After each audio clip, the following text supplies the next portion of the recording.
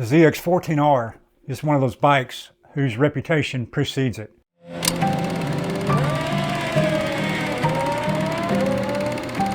It is undoubtedly one of the fastest bikes on the planet. But can a ZX14R be made into a daily rider? And if so, what are the pluses and minuses of that? And how did I, at 60 years old, switch from a C14 Concours into the ZX14R? Stick around.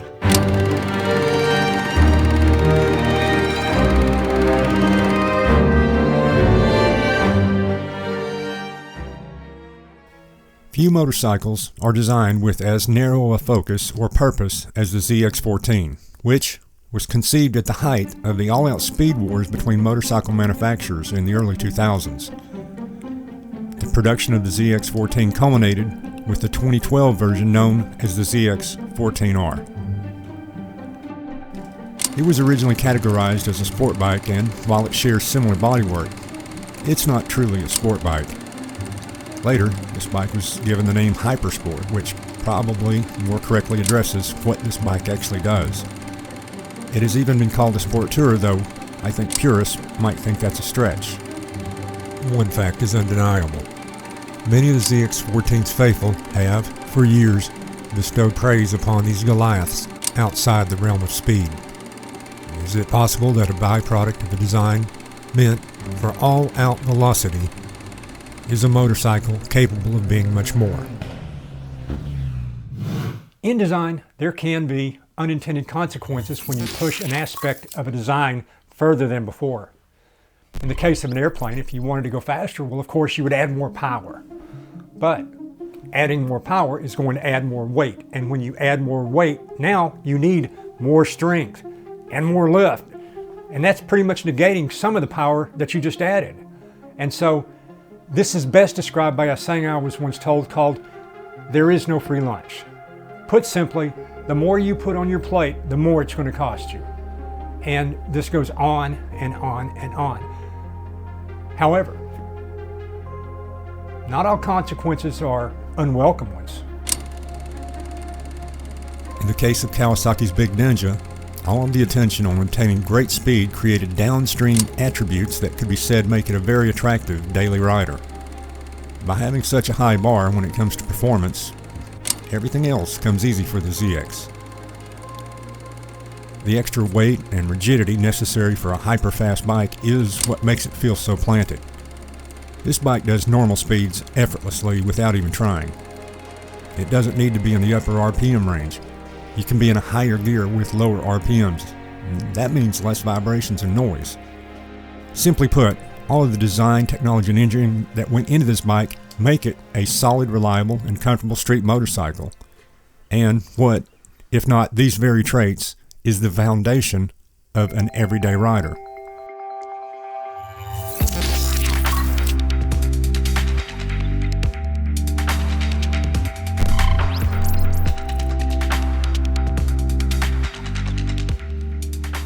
My transition to the ZX14R from the C14 was as unlikely a possibility as I could have imagined just 2 short years ago. It was not until fate and circumstances intervened in a way I could never imagine that I would get the chance to ride one.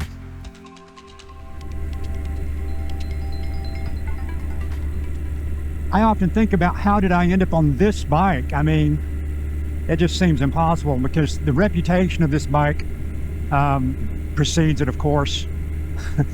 I mean, I certainly am not your typical ZX14R rider. Right off the bat, the first thing you'll notice is there's no loud exhaust, so I had to put this thing back to normal. The guy that I bought it from, he had done a lot of work to it. It is a fast bike, but I didn't buy it for that. I bought it for what it's doing right now, and that is just smooth sailing. You know, here I am at 45, 50 miles an hour, and it's just, I love it. I love this bike. It is, you know, kind of the go-between between the FZ1 and the C14.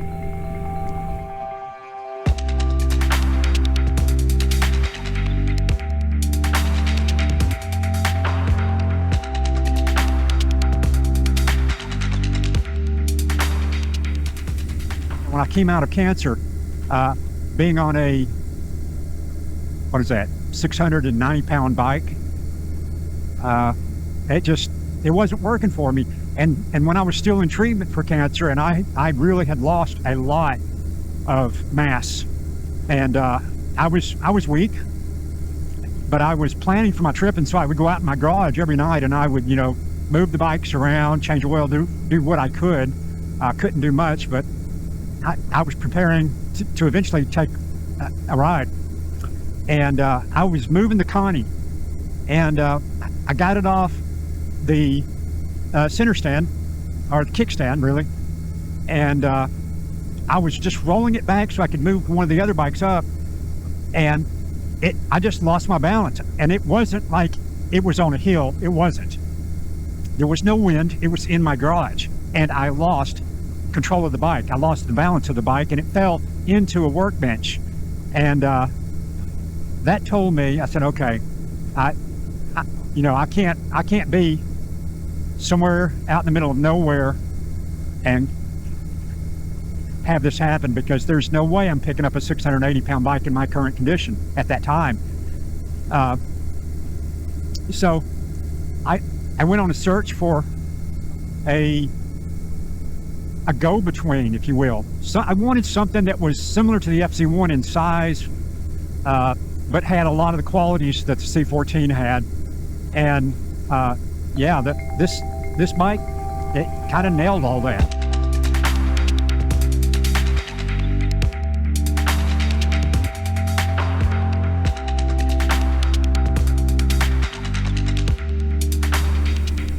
It doesn't have heated grips. It doesn't have the shaft drive, which, you know, those are two huge pluses for the C14. But other than that, you know, it's a good bike. And the other thing I will say too, when it comes to comfort, and this is such a subjective topic. For me, I was sort of a big guy at one time. I was 6'2", 245 pounds. But even then, I could ride a sport bike, you know. I was comfortable on it. Now, I know some guys are, you know, big and they need a lot of leg room, a lot of arm room. They don't want to be hunched over, and I get that. But in my case, this bike, like I said, it has the exact same seat as my C14. The pegs are a little higher, closer to the seat, but the seat is lower to the ground. So it's a very low CG. I mean, when you're on this bike, I don't feel cramped up. I don't feel really hunched over. I've got long arms. And so, yeah, it's just a really comfortable bike to ride. And I love it.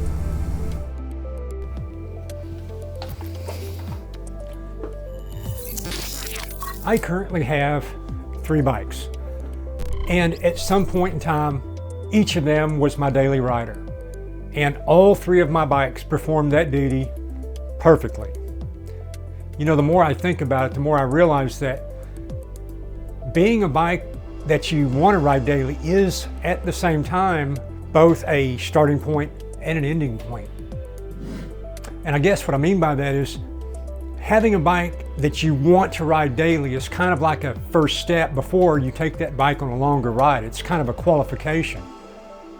But at the same time, having a bike that you want to take on long distances doesn't necessarily mean that that's a bike you want to ride every single day. But having a bike that you want to do both things on is kind of special.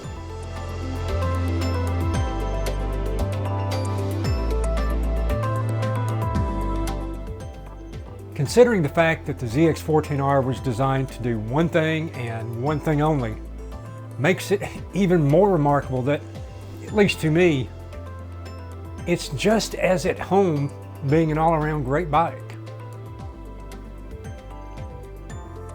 Yeah, I think I like the bike. Hey guys, I want to give you a big thank you for all of your comments and all your support and subscriptions. It has been a true blessing. I've read every single comment and I feel humbled, but thank you for watching, and I cannot wait to make another, and we'll see you then. Take care. Bye.